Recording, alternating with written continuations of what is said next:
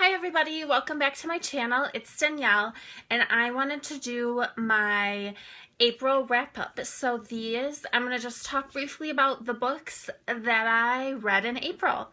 The first one was actually an ebook, and if you're an Amazon Prime member, you can get this ebook. Well, I did get it for free, but I don't know if you can still get it for free, but I would definitely check it out because it was so good. And I'll show you. Oh, can you even see it? It's so bright. Woo! No.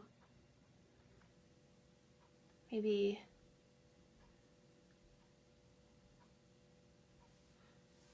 That didn't work.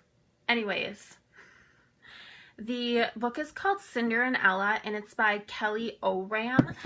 And it's basically, I love this story. It kind of reminds me of Geekarella, which a lot of people are talking about. However, I have not read that book. But it's about a girl. Her first name is Ella Mara, but a lot of people, they just call her Ella. And she's a book blogger.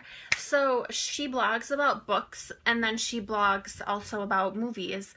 And one of her favorite series is becoming a movie. And so she's blogging about that on her blog website, and a person with the username Cinder is messaging her and talking to her about her reviews and that sort of thing. And the thing that you have to realize is, so Cinder is actually one of the prints in the series that she likes, and Ella Mara is actually one of the main characters in that series as well. So her mom liked this series and named her after that, which I think is really cool. The book does have like a slight Cinderella retelling, but it's just kind of like a dusting. Like it doesn't go that into depth with Cinderella, but basically what happens is Ella and her mom live on the East Coast, and Ella's father left them when she was really young.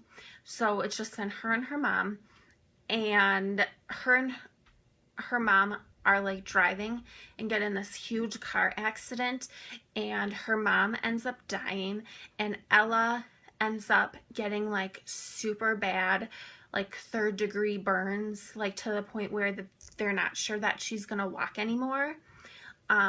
So because of that, she ends up going all the way to the West Coast to live with her father, who she like hasn't seen in 10 years. And he's remarried, and his new wife has twin daughters. So there's that whole dynamic, plus she's also recovering.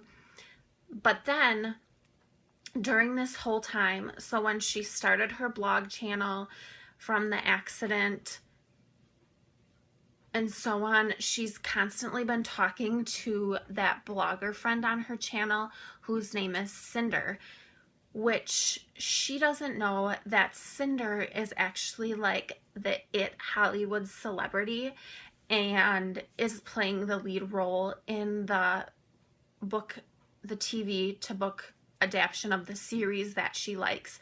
She has no idea.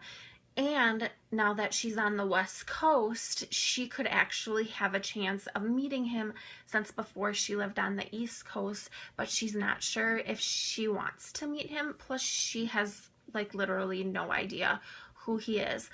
It's a super cute story. I would definitely recommend it. It didn't take me long to read. It was super fast paced. I just loved it. The next book that I read was The Savage Song by Victoria Schwab. I absolutely love her writing. It's amazing. Plus, she just builds worlds that are so awesome. The world that she builds in this one is basically like there's three monsters kind of along with humans, and they're separated. So two monsters are on one side, and then the other one is on the other side. And there's kind of this war that's going on. However, the war that's going on is like kind of a misunderstanding. Like nobody really understands one another, and I don't know. It was just so good. I just love her. And the next one, it's like, it has a blue cover. Oh my gosh, I can't even remember the title right now. But the next one comes out this year, I'm pretty sure. But I just really liked this. I just really liked this book. The two main teenagers that are in it are like on opposite ends. So of the war, but they come to, well, spoiler, they kind of like come together, sort of. And there's adventure, there's betrayal, there's all of that. I just really enjoyed this. I would definitely recommend it. I would say one of the monsters, the Corsai, I think that's how you say it, they're vampires, so of course I liked that. But very good. I would recommend reading this. We'll just put that over there.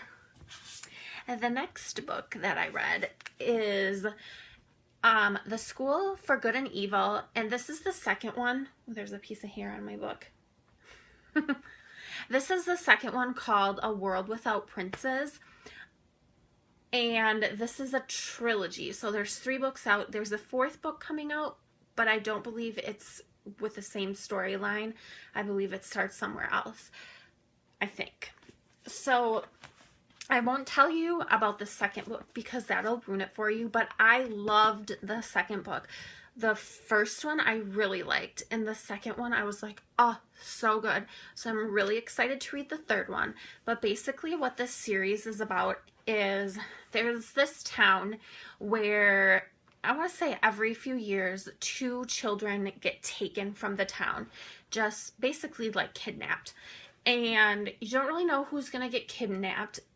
However, they get taken to the School of Good and Evil, and one child goes to the School for Good, which is for princes and princesses, and the other child goes to the School of Evil, which is for villains.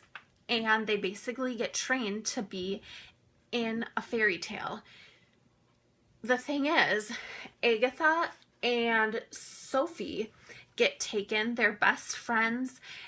Sophie is so excited that she's taken because she can't wait to meet her prince. And Agatha is kind of like, are you kidding me right now? But what happens is when they get there, they go to the opposite schools. So Agatha, which you think that she's going to be going to the School of Evil, is actually going to the School for Good. And Sophie ends up at the School for Evil. So this causes a lot of controversy, especially for Sophie, because if you're a villain or like a witch, you usually don't get a prince. The princesses get princes, if that makes sense. So there's a lot of things for them to figure out. And basically, Agatha, she just wants to go back home. But this series is by Soman Chainani. I think that's how you say it. But I would highly recommend it. This is a middle grade book. Read the first one. Basically, I kind of gave you a brief description of that. Second one, loved it. Okay, next. I basically read, oh, I dropped something on the floor. I read Fallen Kingdoms by Morgan Rhodes. Ooh, I got hair all over the place today. What's going on? Fallen Kingdoms by Morgan Rhodes. Ooh. Rebel Spring by Morgan Rhodes. Gathering Darkness by Morgan Rhodes. And Frozen Tides by Morgan Rhodes. I absolutely love this series. Now, it's kind of a milder, like Game of Thrones, however, young adult and I just love it. There's kingdom building, there's character building, there's magic, there's betrayal, there's love, there's just everything, and I absolutely adore it. Plus, her books have maps in them, which I think are so cool. This one, because the first book you're only talking about these 3 countries, it's just a little map, but then as you grow in the books, the map gets bigger. It's just so neat. I absolutely love this series. I would highly recommend reading it. It's a great fantasy series, and as you can tell, I whipped through 4 of them in 1 month. I need to slow my roll down because the 6th one doesn't come out until December, you guys. And I'm so sad about it. But I do have the 5th one, but we'll see if I'm going to read it. I keep saying that in every video, and you're probably like, Danielle, we get it. We get it. But yeah, the Fallen Kingdom series, well, Frozen Tides was the last one that I've read this month. So I hope you guys enjoyed this wrap up for April. Let me know if you've read any of these books and what your opinion is, or let me know what you read. Give me some recommendations on books that I should be reading. And that's it for now, guys. I'll see you later. Bye.